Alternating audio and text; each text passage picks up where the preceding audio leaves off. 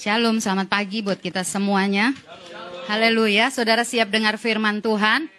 Amin, amin. Mari siapkan posisi dudukmu yang terbaik.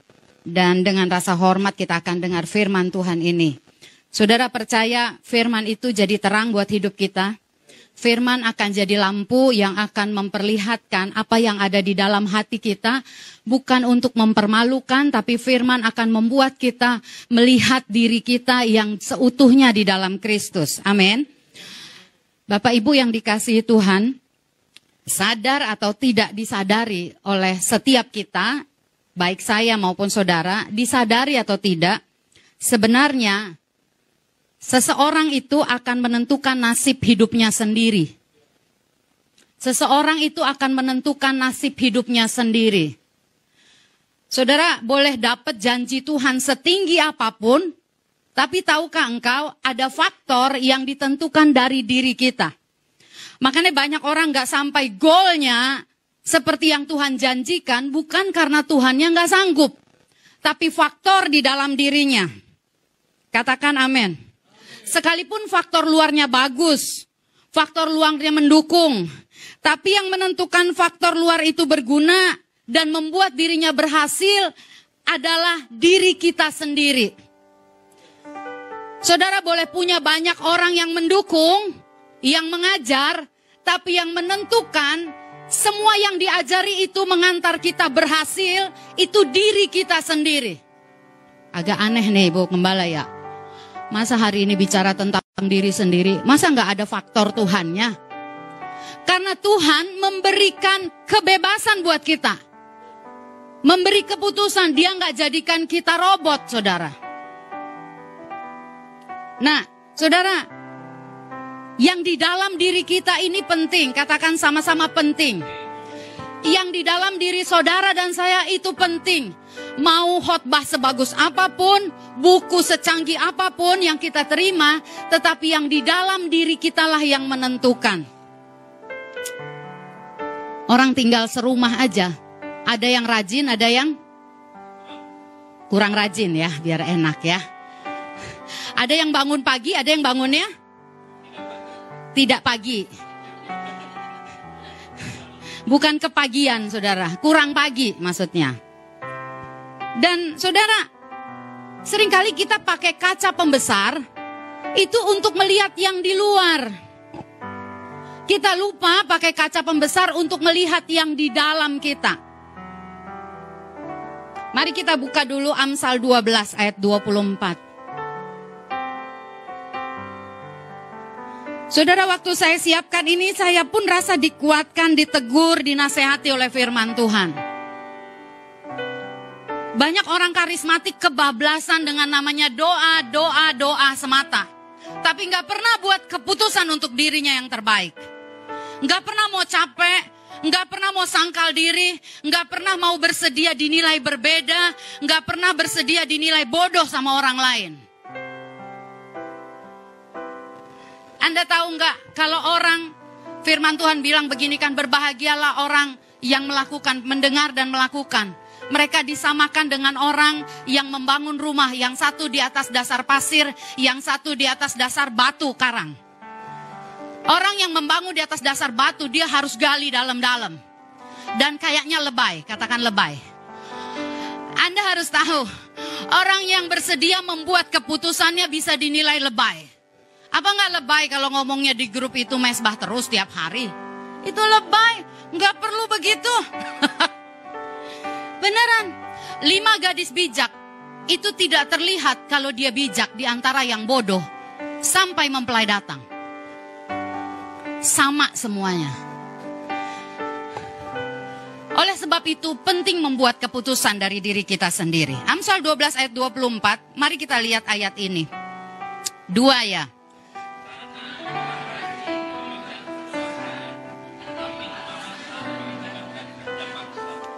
Banyak orang pengennya kekuasaan, benar nggak? Siapa nggak mau megang kekuasaan? Tetapi yang membuat orang, kitab Amsal berkata, tangan orang rajin itu memegang kekuasaan. Tetapi kemalasan, orang malas saudara, disuruh kerja yang paling ringan sekalipun itu pasti terpaksa. Kerja paksa kan kayaknya berat, ya nggak? Siapa saudara kalau retret yang paling berat adalah waktu disuruh saat teduhnya bareng. Kita kalau retret ya, senengnya kalau dibilangnya saat teduh masing-masing. Iya dong, versi gua dong. Lihat dulu kanan kirinya, kamu senang bareng-bareng atau sendiri-sendiri? Karena biasanya tidurnya udah tengah malam, betul nggak? Kalau pagi-pagi dibilang kita jam 5 saat teduh, pagi banget gitu kan? Coba lirik kanan kiri bilang, kayaknya aku pernah denger yang kayak gitu. Orang yang rajin itu dia bisa selalu melihat peluang. Dia nggak nunggu peluang datang. Dia asah otaknya, dia mikir, dia pikirin gimana caranya dan dia berusaha lihat peluang. Tapi orang malas, dia akan selalu banyak saudara alasan. Kamu nggak perginya pagi, nggak apa-apa kok, nggak terlambat. Kamu nggak bawa peralatan ini, nggak apa-apa, gini aja juga nggak apa-apa. Masalahnya bukan soal nggak apa-apa, tapi masalah terbaik atau enggak. Yang uniknya, orang rajin dan orang malas biasanya berdampingan hidupnya. Oh, haleluya. Biasanya satu rumah. Waktu saya nyampein ini ngobrol sama Pak Gembala bilang, yang menentukan bukan aku, yang menentukan dirimu sendiri. Kalau saya punya anak satu, nggak ada banding sama anak lain. Kalau yang punya anak 4 biasanya ada bandingnya. Anak 2 apalagi ada juga ya kan, berasa ya kan. Yang ini bangunnya pagi, yang ini siang. Biasanya tinggal ngomong, itu mirip mamanya atau papanya gitu kan. Coba lihat saudara, Anda orang rajin atau orang malas?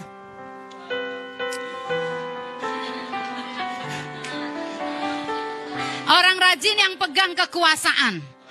Karena orang rajin biasanya nerimo kalau dikasih tugas. Orang rajin tuh bersedia melakukan tugas lebih berat dari yang lain. Haleluya. Haleluya.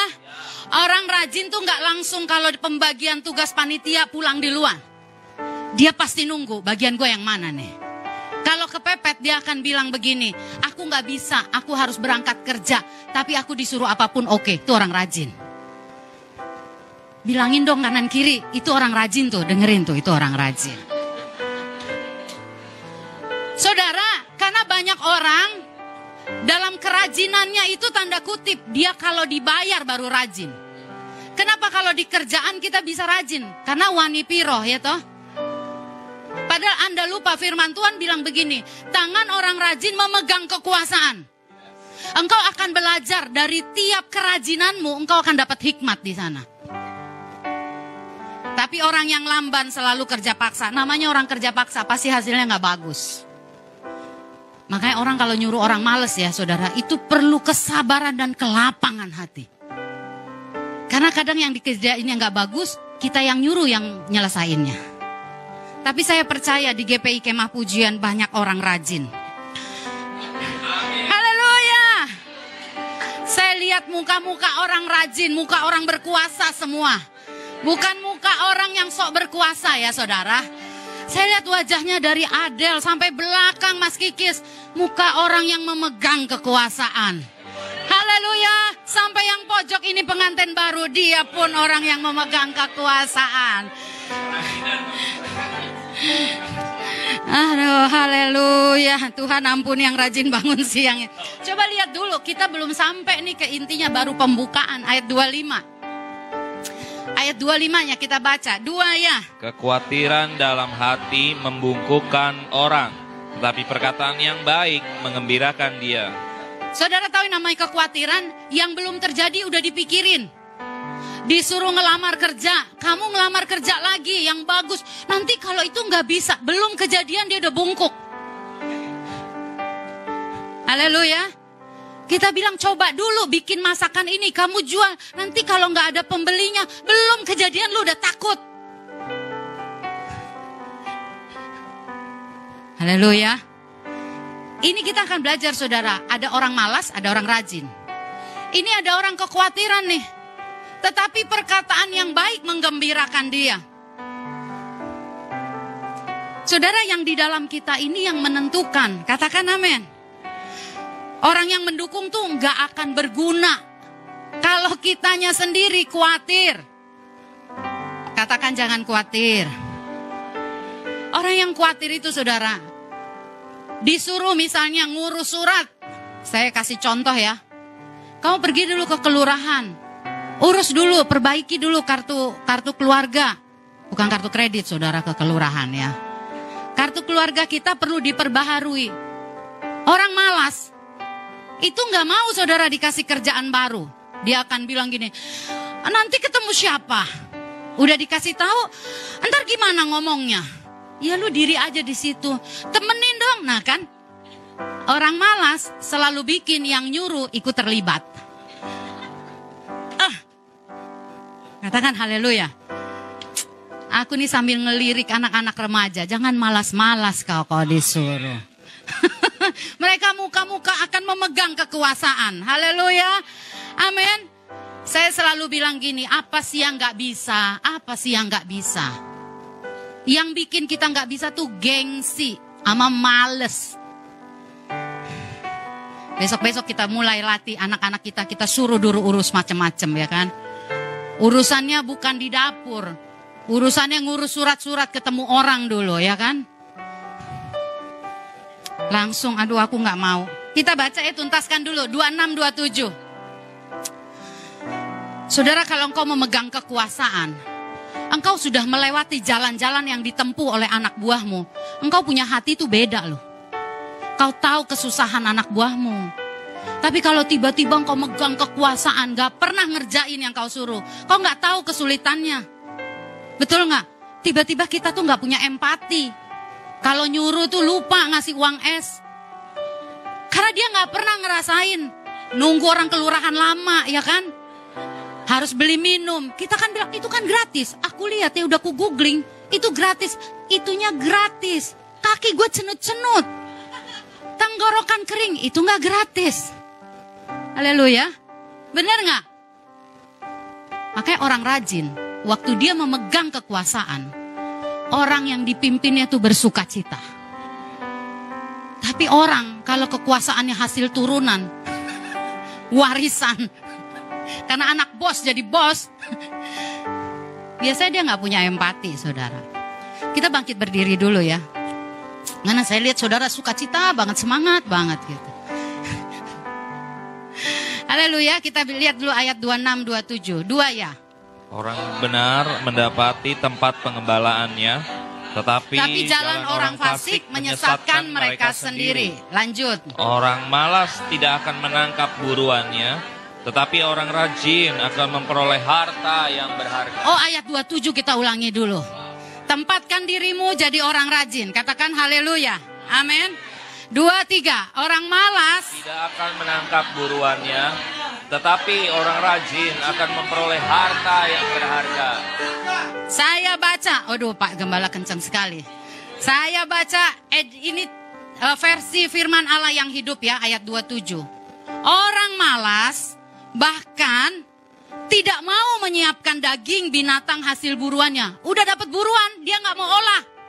Orang malas tuh, kalau bisa disuapin.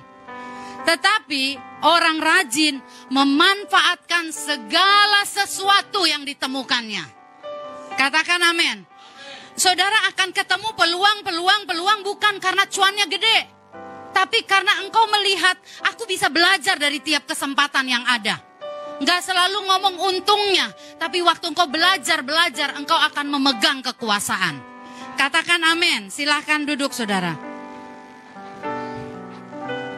Seringkali Tuhan memberikan kita banyak orang yang terhubung sama kita, saudara. Orang-orang, nanti kita akan baca ayatnya. Orang-orang yang berusaha menolong kita. Berusaha membuat kita keluar dari keadaan kita yang sekarang. Berusaha menyembuhkan kita.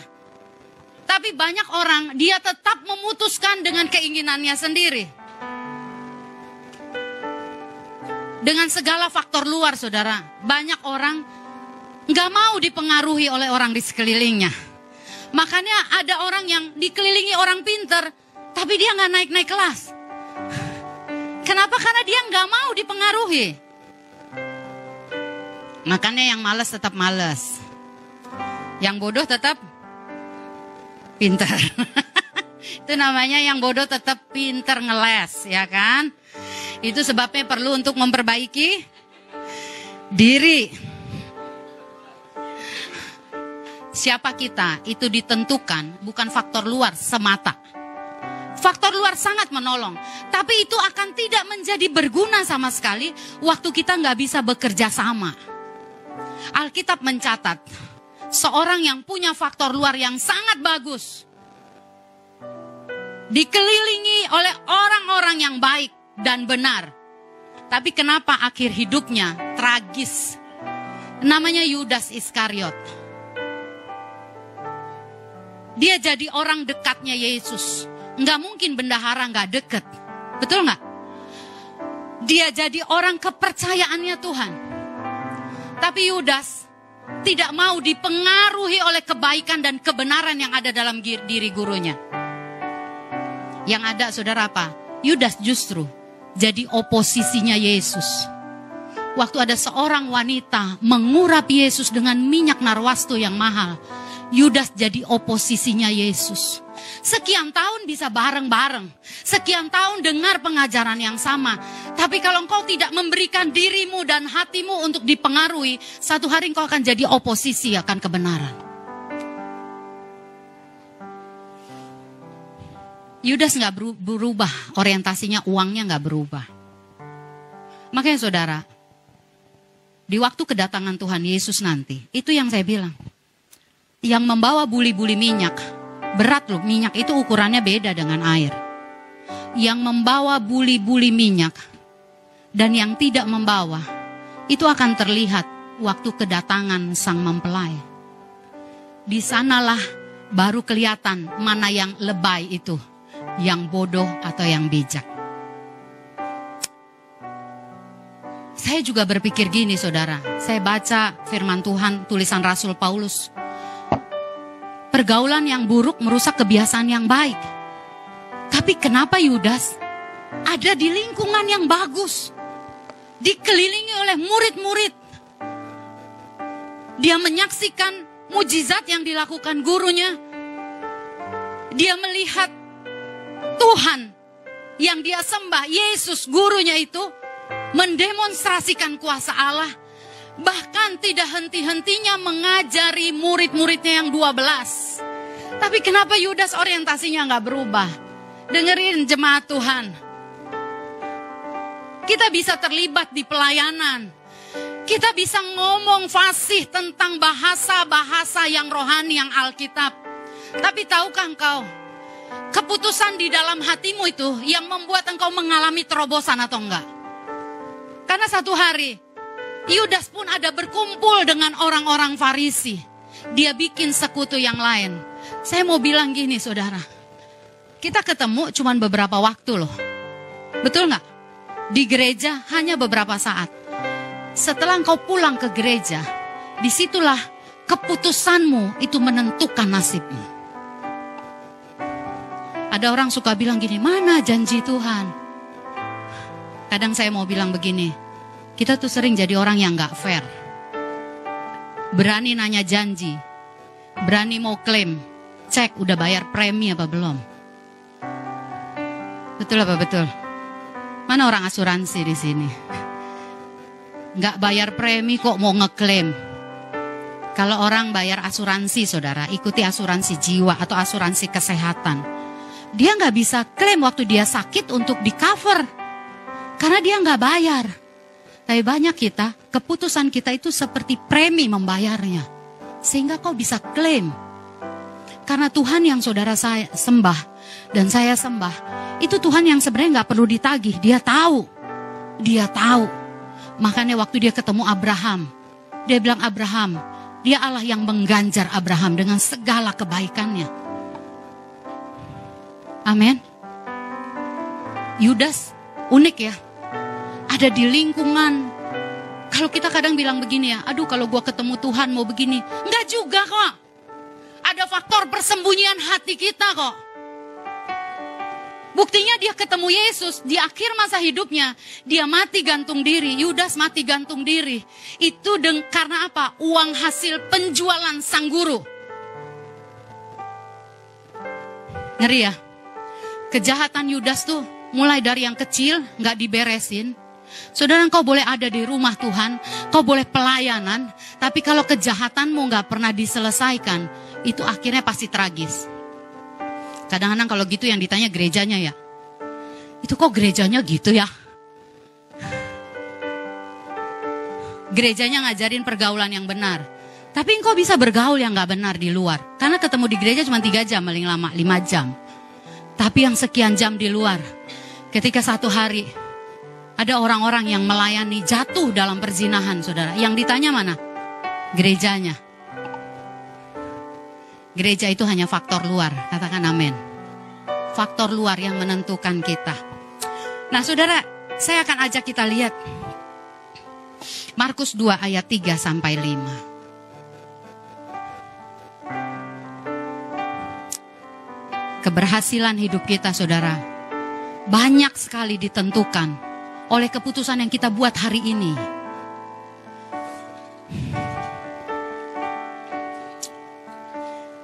Salah seorang boleh baca Markus 2 ayat 3 sampai 5. Ayat 3 sampai 5, ada orang-orang datang membawa kepadanya seorang lumpuh digotong oleh 4 orang. Tetapi mereka tidak dapat membawanya kepadanya karena orang banyak itu. Lalu mereka membuka atap yang di atasnya. Sesudah terbuka mereka menurunkan tilam. Tempat orang lumpuh itu terbaring. Ketika Yesus melihat iman mereka, berkatalah ia kepada orang lumpuh itu, "Hai anakku, dosamu sudah diampuni." Ketika Yesus melihat iman siapa? Ketika Yesus melihat iman siapa? Iman 4 orang yang menggotong orang lumpuh itu. Bapak Ibu yang dikasih Tuhan, orang lumpuh itu dikelilingi oleh teman-teman yang pengen orang lumpuh itu sembuh. Orang lumpuh ini dikelilingi, saya mau ngomong ya saudara, oleh kerselnya. Yang pengen dia ngalami terobosan. Orang lumpuh itu dikelilingi oleh gurunya, pemuridnya, yang pengen dia keluar dari lubang kejatuhannya. Dan Yesus melihat iman 4 orang yang menandu orang lumpuh. Tapi itu gak akan terjadi kalau sang orang lumpuh tidak kerjasama dengan 4 orang ini. Berapa banyak orang hanya minta doain, tapi gak mau kerjasama. Kita hanya klaim, anggota Kersel kita bilang, kamu doain saya. Saudara, doa itu penuh kuasa. Ya, amin, aku percaya. Tapi keputusanmu itu sangat menentukan. Cara yang dilakukan untuk kesembuhan orang lumpuh ini gak biasa, saudara. Saya kagum dengan 4 orang ini. Karena Yesus berkata, melihat iman mereka. Yesus mendemonstrasikan kesembuhan, lihat iman 4 orang. Saya gak bicara kita jadi 4 orangnya dulu. Saya bicara kita jadi orang lumpuhnya. Ada 3 hal yang kita sedang fokus di gereja ini. Dari hubungan, kesehatan, keuangan. Saudara, kelumpuhan kita, itu seringkali Tuhan sudah sediakan jalan keluarnya di sekeliling kita. Tapi kita gak mau kerjasama, kita gak akan pernah gol. Amin. Orang lumpuh ini, dia butuh teman-temannya, tetapi saudara saya bayangin ya. Ketika teman-temannya punya kerinduan, supaya orang lumpuh ini bisa mandiri, bisa selesai keluar dari tandunya. Dan yang paling penting, circle pertemanannya, temannya ini mau membawa orang lumpuh ini kepada Yesus. Kepada Yesusnya gak apa-apa saudara, tapi caranya gak umum. Apa yang dilakukan saudara? Mereka membawa ke atas atap, membongkar atapnya. Saudara, saya mau bicara terus terang di rumah Tuhan. Banyak kita saudara melihat, ketika kita punya masalah, kita cuma butuh pertolongannya, bukan mau nurut dituntunnya. Orang lumpuh lumpuh ini nggak beradu argumen sama temennya. Dia nggak bilang gini, gimana dong kalau aku jatuh? Orang lumpuh ini nurut, kamu tidur aja di tandu. Orang lumpuh ini nggak bilang gini, tapi kan nggak perlu begitu. Saya lihat, saudara, saya baca firman Tuhan ini, di antara orang lumpuh itu nggak ada tabib. Secara keilmuan, 4 orang ini nggak bisa nolong. Anda tahu, di rumah Tuhan ada hikmat, ada tuntunan. Lebih banyak kita berargumen. Waktu diajarin, kita akan bilang, nggak begitu caranya. Kesembuhan orang lumpuh ini lewat cara yang gak biasa. Naik ke atas. Anda bayangin gak kalau Anda dan saya jadi orang lumpuh dibawa ke atas. Itu penuh ketakutan loh. Tapi dia percaya sama yang nandu.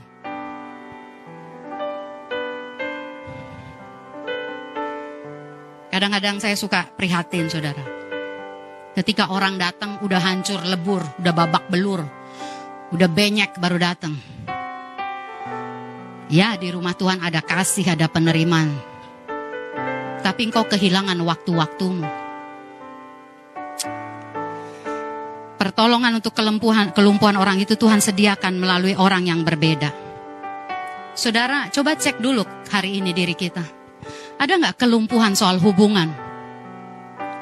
Banyak orang lumpuh loh soal hubungan. Dia nggak bisa bertegur sapa di luar. Kita ini punya mandat. Beritakanlah Injil ke seluruh muka bumi. Jadikanlah semua bangsa muridku. Bayangin gak kalau kita tiba-tiba dalam hal hubungan, kita gak bisa menegur sapa orang di luar. Katakan haleluya. Kita akan bilang gini, aku emang orangnya begini. Kata Tuhan, enggak, kamu orangnya enggak begitu. Dalam hubungan kita main belakang. Dalam hubungan kita gak pegang janji.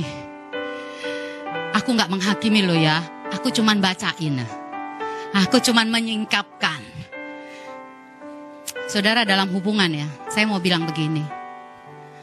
Ada firman Tuhan bilang begini, kalau engkau bergaul dengan orang bijak, engkau akan bertambah bijak. Engkau akan menjadi bijak. Artinya, waktu engkau bergaul dengan orang bijak, tadinya engkau gak bijak, betul gak? Betul gak? Tapi banyak orang gak mau kelihatan bodoh. Makanya dia jaga jarak sama orang bijak.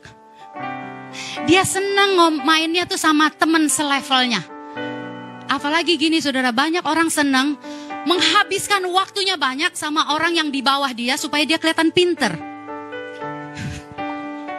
Saya mau sampaikan gini. Kenapa Anda kalau diajak misalnya ketemu sama yang kayaknya abang kakaknya gitu.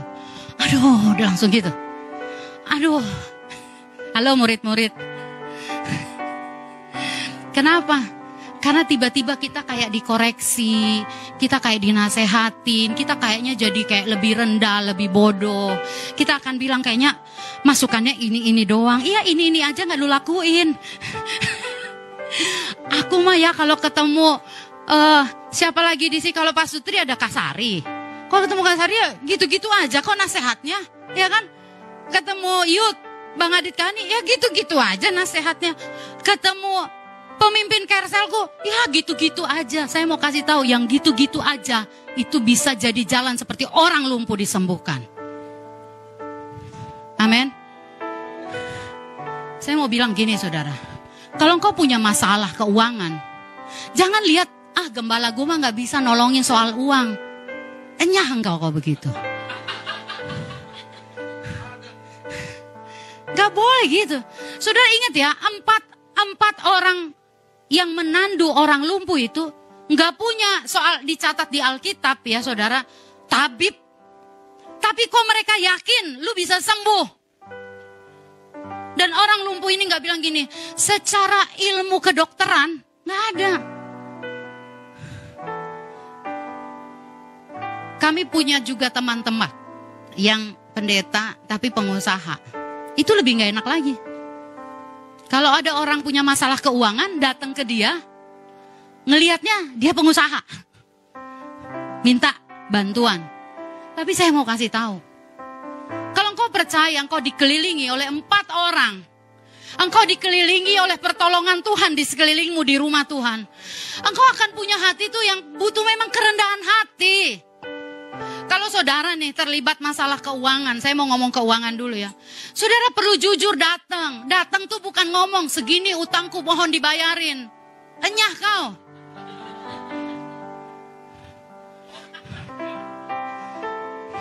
Kenapa saudara? Karena banyak kita nggak mau sih, nggak mau kelihatan bodoh. Bilang nggak mau kelihatan bodoh. Itu tanda kesombongan. Kalau si lumpuh ini, saudara, dia berargumen, dia nggak akan pernah ngalami disembuhkan oleh iman 4 orang yang menandu. Jangan jadikan orang-orang yang Tuhan kasih di sekelilingmu itu jadi kayak nggak berguna. Kadang kita bilang gini, coba gereja kita gembalanya ini sama aja. Coba kalau gembalanya kayak bapak ini gitu. Ternyata ada embel-embel dia pengusaha ya kan. Bisa bantuin. Untuk kelumpuhan keuangan saudara, engkau perlu datang. Ngomong, bukan ngomong penyelesaian keuangannya. Engkau harus berani dikoreksi dari mana pintu masuk terbukanya itu. Mungkin kau akan kayak diinterogasi. Mungkin engkau akan seperti disalahkan, disudutkan. Tapi saya kasih tahu, itu baik untuk kelepasanmu. Saya mau bilang gini ya Bapak Ibu, teman-teman. Janji Tuhan seindah apapun, bisa gak terjadi? Kadang kita suka bilang gini, itu yang nyampein pesan Tuhan yang gak benar. Enggak lah. Orang kau yang gak menyesuaikan diri dengan janji Tuhan itu. Janji Tuhan kau akan diberkati, kau dibuat berhasil. Tapi malas. Berhasil gak? Bangunnya siang, berhasil gak? Dalam kesehatan, tadi dalam keuangan. Saudara, kalau kami sering ngomong keuangan, bukan karena kami pengen saudara uangnya Bapak Ibu. Tapi kalau engkau kuat dalam dan sehat dalam keuangan, hatimu tuh gak mudah dirundung duka. Dengan banyak pembayaran kewajiban. Engkau tuh bisa leluasa menjaga kesehatanmu juga. Orang sehat kalau dia gak punya duit bisa sakit juga. Dia udah olahraga. Saudara saya dengar ya. Jalan pagi, siang, sore, malam. Dia kasih tahu di jamnya 606.000 langkah ya kan. Mulai dia makan rebus-rebusan. Haleluya, tidur lebih cepat. Tapi kalau ada telepon tagihan itu tiba-tiba gula darahmu tuh berubah. Benar nggak? Benar nggak? Bukan berarti saudara bilang berarti kita kumpulin duit aja nggak perlu orang. Bukan. Saudara dengar nggak? Kalau orang diperiksa kesehatannya selalu dibilang ya, oh ini masalahnya pikiran. Itu pasti bukan pikiran yang indah. Anak muda jatuh cinta ya kan? Jalan sama si dia, berbunga-bunga, kayaknya indah semua. Begitu lu ditelepon. Kalau get contact, saya kan doain get contact. Debt collector. Itu dia jadi jelek lu mukanya yang di sebelah saudara. Cintamu bisa berkurang. Katakan haleluya. Saya nggak ngajarin saudara menjadi hamba uang dan cinta uang ya. Tapi saudara harus realistis ngeliat hidup ini. Saya doain suami saya juga gitu biar dia produktif. Saudara jangan bilang nggak apa-apa lah, asal aku lihat berdoa, aku tenang. Dia doa tapi nggak ngasih setoran, lu juga bersungut-sungut.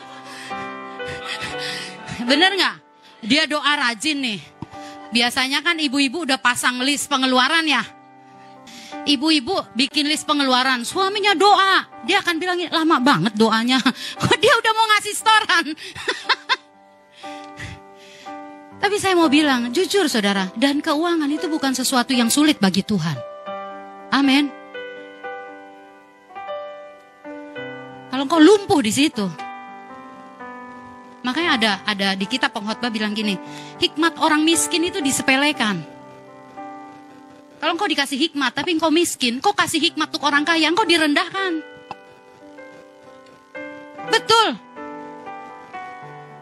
Makanya gini, aku nggak mau kaya. Aduh Tuhan, saya kalau ngeliat, aduh kasihan banget orang itu gitu. Kalau engkau tamak, engkau berdosa. Tapi kalau engkau bilang ini Tuhan, lah kalau semua jemaat GPI Kemah Pujian nggak mau kaya, yang beli gedung ini siapa? Aku gak mau kaya. Aku takutnya jadi berdosa. Aku tinggi hati. Tinggi hatinya yang diberesin, bukan kayanya. Haleluya. Enggak, aku kalau kaya, aku takut tinggi hati. Lu mah gak usah kaya, masih kere juga lu tinggi hati. Karena itu bawaan. Katakan haleluya. Amin. Kalau engkau ngalami kelumpuhan dalam keuangan, yang dibutuhkan satu, kejujuran. Datang dan berusaha, dan saudara bersedia dinilai. Aku sih mau ngomong ya, tapi kalau aku ngomong ke Ibu Gembala tuh dia suka keceplosan di khotbah. Ampuni dia. Karena kau tahu nggak ada niatnya mempermalukan, keceplosan. Makanya kalau lagi dia khotbah, Anda penuh Roh Kudus. Doain jangan kelepasan nama aku Tuhan. Benar nggak? Kan kita keluarga. Saya lihat ada orang-orang kalau saya khotbah tuh diliatin, maksudnya gini, lu jangan ngomongin gue, lu jangan nyebut gue ya. Katakan amin. Percayalah saudara, kalau keuanganmu sehat, itu bisa membantu kesehatanmu. Apalagi hubungan, keuangan, kesehatan. Saya mau kita bedah diri kita masing-masing. Lihat kita nih orang lumpuhnya. Gak usah ketinggian ngomong kita 4 orang yang nandu. Lu nandu kalau bokeh juga bingung. Tapi benar saudara, benar. Gereja kita perlu kuat dalam 3 hal ini. Amin. Kita gak gampang baper soal hubungan. Gak ditegor, it's okay. Oh dia lagi gak lihat. Tapi tadi dia dekat, mata dia emang suka gitu, suka siwer. Haleluya. Gak ada orang baper di tengah kita, amin. Karena tiap nasihat yang diberikan, engkau masukkan ke hati, engkau buat keputusan. Haleluya. Amin. Saudara, banyak goal hidup kita nih mengalami kelumpuhan. Penyebabnya satu, kita tinggalin orang-orang yang mendorong hidup kita untuk lebih baik. Kenapa kita masih mengalami kelumpuhan? Saya mau bilang saudara, ingini kebebasan dalam segala anugerah Tuhan itu mulai dari sekarang. Kenapa? Karena kita tinggalin orang-orang yang mendorong kita hidup lebih baik.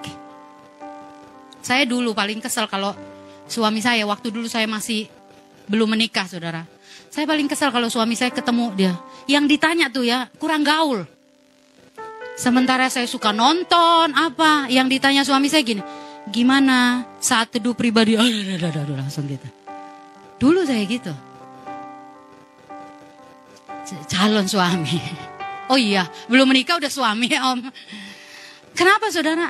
Karena masih ada keinginan-keinginan daging. Kita ngerasa gak up to date yang gembala kita ngomong. Iya gak? Coba deh cek deh. Hidup kita gini-gini aja gak sih? Satu, kita tinggalin orang-orang yang mendorong kita. Yang kedua, karena kita merasa paling tahu tentang diri kita. Gak mau ditandu. Atau udah ditandu, dibawa ya lewat atap, nggak mau. Yang ada nggak sembuh malah bonyok. Saudara, orang yang tulus hatinya, itu Tuhan yang rintis jalan baginya. Firman Tuhan minggu lalu. Kalau engkau tulus, Tuhan akan rintis jalan bagimu. Makanya ketika Hana berdoa, Imam Eli secara kredibilitas saudara, nggak bagus. Tapi Hana punya hati tulus di hadapan Tuhan. Itu yang membuat apa yang diperkatakan Imam Eli jadi. Imam Eli udah cuma duduk, matanya lamur, didik anak aja gak bisa. Tapi yang gak bisa didik anak itu, melepaskan perkataan berkat jadi bagi Hana. Saya mau bilang begini, setiap engkau anggota Kersel, dengerin waktu pemimpin Kerselmu ngomong. Engkau gak usah bandingkan pemimpin Kerselmu dengan pemimpin yang lain atau dengan gembalamu. Gak banding. Hei, haleluya. Engkau pemimpin-pemimpin Kersel, jangan rendah diri. Aku sama kok kayak abang kakak. Karena aku muridnya. Haleluya. Saudara lewat jalan yang gak lazim, orang lumpuh itu sembuh. Hari ini apa kelumpuhanmu yang sebenarnya Tuhan mau tolong untuk engkau sembuh dengan cara yang gak lazim? Haleluya. Enggak ada dokter. Coba lihat Amsal 15 ayat 31.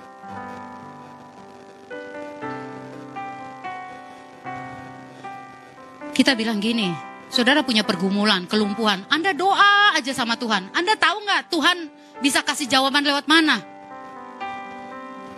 Aku sih doa aja sama Tuhan. Tuhan bisa jawab tuh lewat kejadian tetangga kita. Tuhan bisa jawab loh doa kita. Tuhan bisa jawab doa kita lewat firman. Tuhan bisa jawab itu lewat, saya pernah ngalami jawaban dari pertanyaan saya. Mungkin lewat orang tua, lewat anak, lewat adik kakak. Tapi banyak orang ngerasa dirinya paling deket sama Tuhan. Makanya Tuhan jawab lewat geledek katanya. Kalau dinasehati, enggak, aku sih berdoa aja sama Tuhan. Saya kalau ketemu orang kayak gitu, saya suka bilang, lu tahu nggak Tuhan jawabnya dari mana? Di hati gitu, jantung berdetak-detak. Amin. Amsal 15 ayat 31, mari kita bangkit berdiri dulu.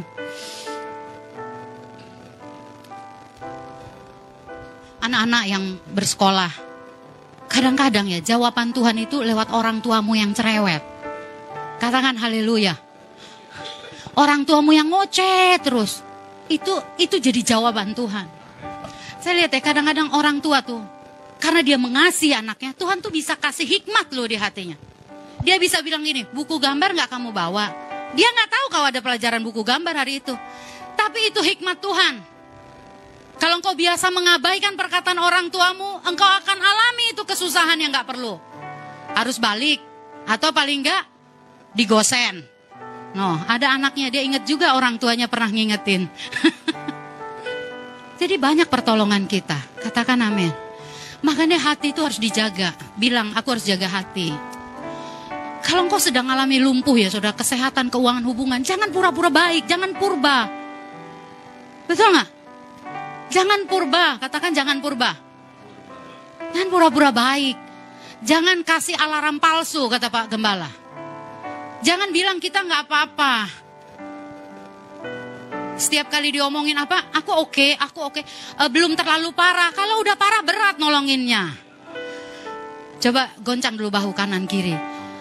Kita belum parah harus balik gitu ya. Biar jadi lebih baik. Amin. Amin. Saudara harus lihat pertolongan Tuhan itu dengan hati yang tertuju ke Tuhan.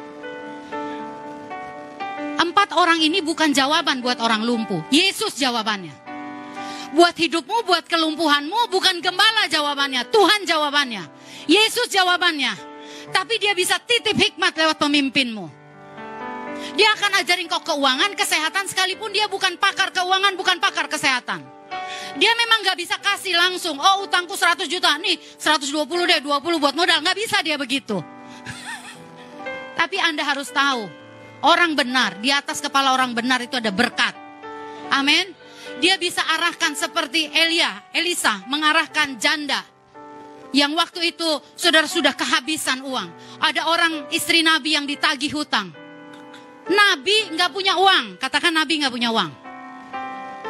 Tapi Nabi itu bisa ngarahin janda ini untuk melakukan sesuatu dan dia bisa bayar hutangnya. Jadi engkau jangan nilai pemimpinmu dengan mata loba. Mau cari untung. Ngomong sama Pak Gembala sama aja. Dia aja masih susah. Anda jangan berpikir gitu. Katakan amin. Yang kencang dulu bilang amin ya. Anda mau pindah kerja, Anda punya masalah pekerjaan. Pak Gembala, pemimpin kerselmu, tim manajemen ini bukan orang yang hebat di pekerjaan. Mereka belum jadi udah level tinggi banget. Tapi Anda harus tahu ada hikmat Tuhan taruh. Pengurapan itu, hikmat itu membuat engkau menemukan jawaban. Kita baca ayat firman Tuhan ini, Amsal 15 ayat 31 sampai 32. 2 ya. Orang yang mengarahkan telinga kepada teguran, yang membawa kepada kehidupan, akan tinggal di tengah-tengah orang bijak.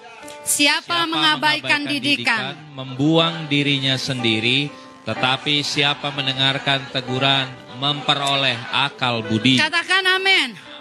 Amin, beri tepuk tangan dulu. Kalau engkau mengarahkan telinga kepada teguran yang membawa kehidupan, engkau akan tinggal di tengah-tengah orang bijak. Engkau akan suka ketemu orang bijak. Waktu engkau ketemu orang bijak, akan kelihatan ketidakbijakanmu. Yes, saya suka saudara kalau ketemu orang, aduh ternyata ini sesuatu yang baru. Dan saya nggak ngerti, saya terbelalak, saya ngelihat. Dan saya suka ngobrol dengan orang yang kayak gitu. Orang yang membuka pencerahan. Orang yang hidupnya saya tahu saudara, dia mengalami kedekatan dengan saya, suka ngobrol. Satu hari kami pergi saudara beberapa hari yang lalu ketemu seorang sahabat. Udah lama gak ketemu. Waktu kami datang saudara, udah sore jam 2 siang. Ngobrol punya ngobrol itu lahir dari hubungan yang baik. Kami saling memberkati lewat cerita. Gak cukup saudara, anaknya keluar. Wah ngobrol sama anaknya lama. Anaknya panggil temennya. Dia bilang, saya udah panggil teman saya, tante om udah datang. Hah? Di mana posisi? Di Bogor. Ih deket banget saya pikir. Dan datang saudara, kami doa sama-sama, pulang sampai jam 10 malaman. Kenapa saudara? Orang-orang yang menantikan hikmat, dia suka bergaul dengan orang bijak. Tapi why kita, kadang-kadang kita gak mau. Kita maunya ngomongnya recehan. Ngomongnya duniawi, ngomong yang bikin happy. Kalau engkau happy tapi hidupmu gak berubah, engkau hati-hati di sana. Hari ini, saudara saya mau mengingatkan kita semua. Perhatikan circle pertemananmu. Perhatikan orang di sekelilingmu. Beri tempat kepada orang yang akan mempengaruhi dirimu. Beri tempat, beri waktu. Beri tempat, beri waktu. Adakan waktu untuk ketemu. Engkau perlu dengar nasihat, engkau perlu datang, engkau perlu bilang gini. Ngobrol aja saudara, kadang-kadang hikmat Tuhan itu bukan karena ada masalah. Engkau datang tatap muka, hikmat Tuhan keluar di situ. Kau akan dapat arahan di sana. Banyak-banyak, saudara kalau engkau lihat, saya bukan orang yang suka pasang status. Tapi kami banyak memang diajak jalan, makan. Itu bukan dalam rangka doa yang gimana. Tapi waktu duduk, ngobrol, itu hikmat Tuhan keluar. Hikmat Tuhan keluar. Dan hubungan yang kayak gitu akan membuat saudara tiap kelumpuhan dilepaskan. Kau akan dinasehati. Kadang-kadang nasihatnya itu sepele, tapi itu yang menghambat kemajuanmu. Mungkin nasihatnya hanya cara berpakaian, tapi tahukah engkau, yang menghambat engkau bisa jadi, yang menghambat pertemuan engkau dengan pasanganmu itu karena masalah pakaian. Bisa gak? Sangat bisa. Waktu duduk ngobrol tiba-tiba kebuka peluang. Kamu kerjanya yang ini. Kamu usahanya begini. Amin. Coba dulu lihat kita. Kita akan tutup Amsal 12 ayat 28. Ayo bedah diri kita saudara. Kalau setiap kali engkau dengar firman Tuhan, engkau harus temukan. Ini buat aku nih. Ini aku nih. Aku harus bedah diriku. Saya senang loh, satu hari saya ngobrol dengan seseorang. Dia dapat THR. Tapi dia tabung. Bagus gak? Bagus banget. Saudara kayaknya mau nanya, siapa orangnya? Kok gak dikasih ke aku aja gitu. Ditabung saudara. Tapi waktu kami ngobrol lebih lama, ternyata dia masih punya kewajiban kartu kredit. Besarnya berapa? Langsung kita bilang, kamu tabung bunganya sekian. Tagihan kartu kreditmu bunganya lebih tinggi. Lebih baik ambil tabunganmu, bayar full kartu kreditmu. Itu di hati saya cuma gitu. Tapi saudara tahu gak apa yang membuat saya paling bersuka cita? Waktu paginya itu ketemunya satu hari dan besokannya orangnya WA saya. Dan dia bilang, makasih ya kak. Aku udah bayar, aku udah ambil tabunganku. Dan dia kasih unjuk saudara, bukti dia bayar, dia kasih unjuk tagihannya lunas. Gak ada yang lebih membahagiakan. Waktu ngeliat, anak ini pasti diberkati Tuhan.